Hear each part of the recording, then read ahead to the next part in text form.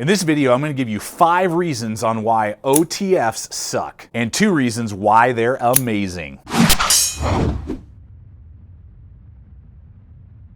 That's right, folks. OTFs, out the fronts. What's the big deal with an out the front knife? And that's what I want to hit with you guys today, because recently my state, Colorado, allowed autos and out the front knives to become legal. And so I was able to get my hands first on a Benchmade Phaeton, and I got to tell you, after 3 days, I was really frustrated because it fell off the track and I had to send it back, and then the price point went up and blah, blah, blah. So I went out and bought a second OTF, and this one's been producing a lot better result than the last one. And this is a collaboration with Hogue, making an H&K, what is this, Hadron, I believe is how they pronounce this particular model. So this is technically a Hogue knife with H&K markings and Hogue markings on it, USA made, that I will be doing a separate complete review on. But I just wanted to set the precedent for OTFs in general and share with you 5 reasons why they suck to get started, and then 2 reasons why you probably want to own one. So that's the first thing we're going to jump into, is the legal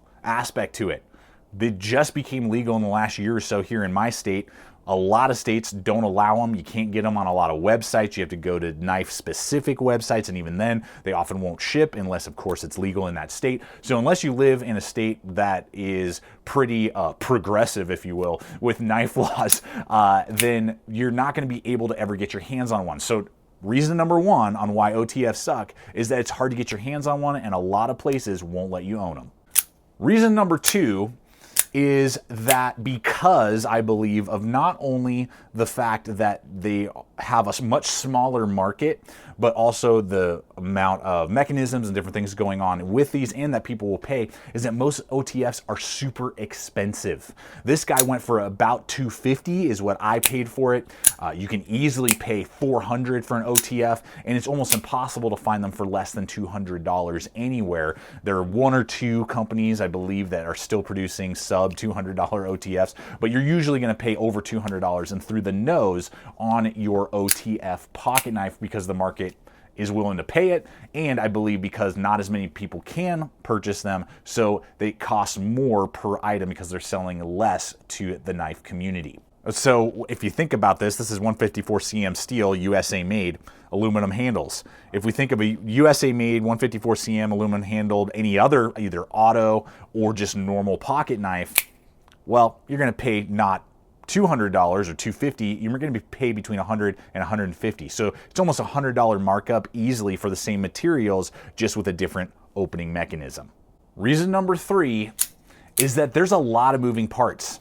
It's easy for them to fall off tracks, have malfunctions. I've heard many people, when they buy an OTF, after a month or so, they start having deployment issues. And there's just a lot of moving parts in here. Oftentimes when you take them apart, that voids the warranty, so you got to ship them back if they have any sort of issues. And so it's just a complicated mechanism that can cause a lot of problems and has a higher tendency, or a higher probability, if you will, of failing than, say, just a manual folder or even an open assisted folder or auto. Number 4, you gotta constantly clean the blade off. Because it goes into the handle and it's riding on tracks and all the mechanisms inside, you can't leave any food particles, you can't leave any sort of grit, gunk, dirt, grime of any kind on the knife before you deploy it back in. So you're constantly having to wipe it off on your shirt, clean it off, rinse it underneath a sink, and then dry it off to make sure water isn't getting into the mechanisms. So it's kind of a tedious process if you're going to use this for anything more than, say, cutting dry materials. Any sort of food prep, any sort of moist or wet or condensation on an item is going to be picked up by this, and you're going to want to wipe it off and make sure that the blade is clean before you suck it back into the handle. So the continuous maintenance, if you will, of just keeping the blade ultra clean is something that can be somewhat tedious and annoying. And finally, number 5 on why OTFs suck is that this knife can do anything any other knife can do, and vice versa. There's nothing special about the performance of this knife. Yeah, it has a great relief edge. Yes, it's 154 cm steel. Yes, it's going to be USA made and all that, and you can get them all over the world, different manufacturers that will produce them. But any one of my good quality USA made Benchmades or ZTs or Spydercos are going to be able to do anything that this knife can do once I deploy it out and start cutting. So those are the 5 reasons on why OTF suck, but I'm about to tell you 2 reasons on why they are amazing. But before we get there, I just want to remind you guys and thank you for always using those hyperlinks that we offer to you below over to backcountry.com. Great apparel, gear that we test out here, and some stuff you can't find on Amazon or a lot of other websites, as well as Knock Around Sunglass Company. When you guys use those links, helps us out continue to make content just like this.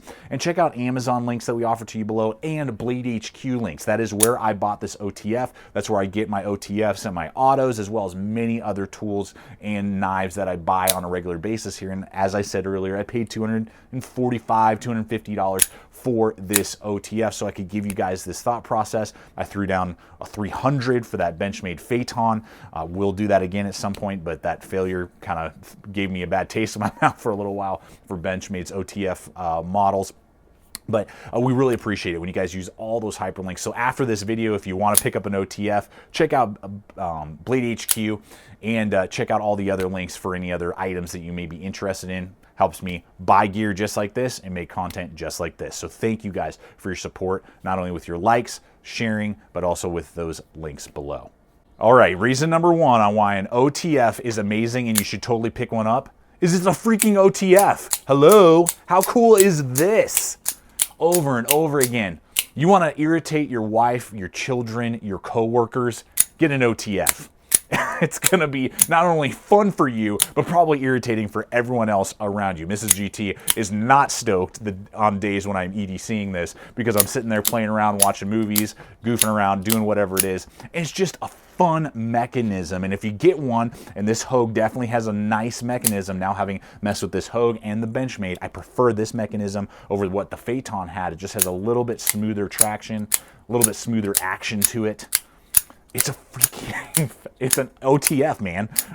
Reason 1 on why you should have one.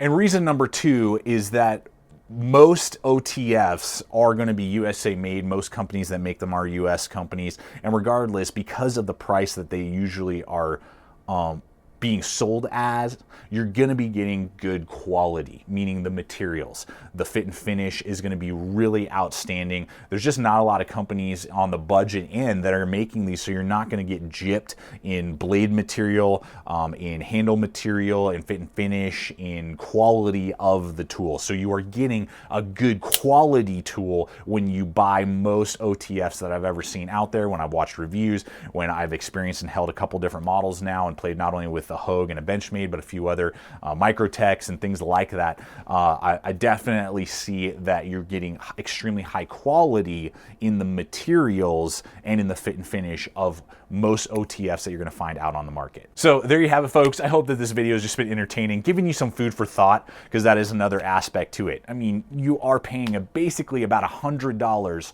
for a mechanism that shoots a blade out the handle and sucks it back in, which is ultra cool, but do you really need to throw down another $100 compared to that auto or compared to that manual folder that has all the same materials in it?